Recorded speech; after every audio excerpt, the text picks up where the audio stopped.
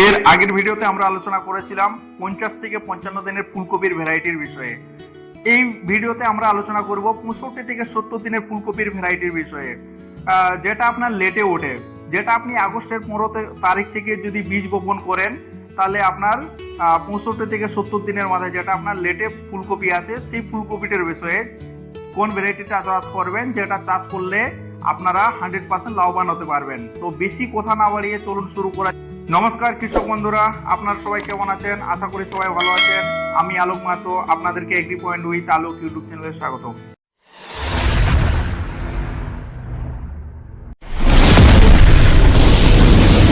আজকে আলোচনা করব লেটের ফুলকপির বিষয়ে, যেটা আগস্টের 15 তারিখ থেকে বীজ বপন করলে 65 থেকে 70 দিনের মাথায় যেটা লেটে ফুলকপি ওঠে, সেই ফুলকপিটার ভ্যারাইটির বিষয়।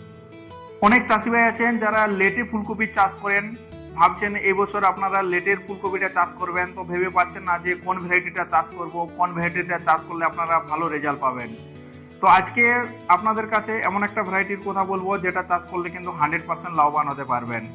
তো আজকে আলোচনা করব পান কোম্পানির 3025 বা 3025 ভ্যারাইটিটার বিষয়ে। আপনাদের মনে হয়তো কোয়েশ্চেন হতে পারে যে এটার মধ্যে কি কি গুণ আছে যেগুলোর জন্য এটা আপনারা চাষ করবেন, বা কি কি গুণ আছে যে চাষ করলে আপনারা লাভবান হতে পারবেন। আপনাদের মনে হয়তো কোয়েশ্চেন হতেই পারে বা প্রশ্ন হতেই পারে যে কেন এটা চাষ করব, এটার মধ্যে কি কি গুণ আছে। 1 নম্বর গুণ হচ্ছে, এটা বীজ বপন করলেন, বীজ বপন করার পরে ট্রান্সপ্লান্ট করার 65 থেকে 70 দিনের মাথায় কিন্তু আপনারা কেটে মান্ডিতে বা বাজারে নিয়ে যেতে পারবেন।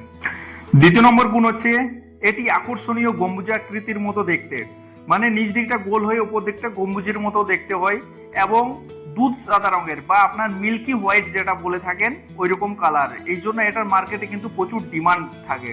তৃতীয় নম্বর গুণ কি, এটা কিন্তু প্রতিটা ফুল কিন্তু একদম একই রকম দেখতে হয়। আপনার যতগুলো আপনার জমির মধ্যে ফুল থাকবে সব কিন্তু একই রকমের দেখতে হবে, একদম গম্বুজের মতো, এবং দুধ সাদা রঙের ফুলকপি বা আপনার মিল্কি হোয়াইট ফুলকপি। এই জন্য এটা আপনি বাজারে নিয়ে যেতে যেতে খুব তাড়াতাড়ি কিন্তু বিক্রি হয়ে যায়। পান 3025 বা 3025 ফুলকপিটার 4 নম্বর গুণ হচ্ছে, এটা 65 থেকে 70 দিনের মাথায় 1 থেকে 1.5 কেজি করে কিন্তু সাইজ চলে আসবে।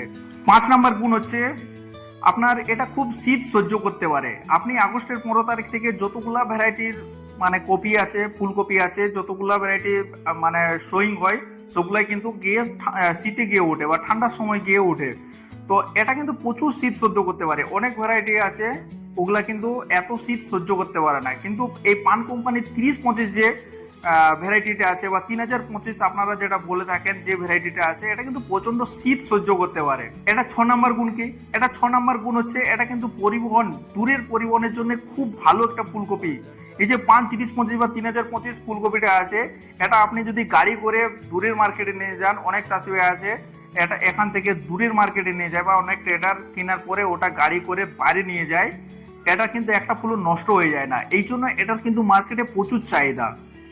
তো আপনাদের যদি 3025 বা 3003 ফুলকপি যদি আপনাদের কারো লাগে, কোনো রিটেলার বা কোনো চাষির যদি আপনাদের যদি লাগে, তো স্ক্রিনে দেওয়া যে নাম্বারটা আছে এখানে আপনারা যোগাযোগ করুন। অবশ্যই আপনারা কিন্তু বীজ পেয়ে যাবেন।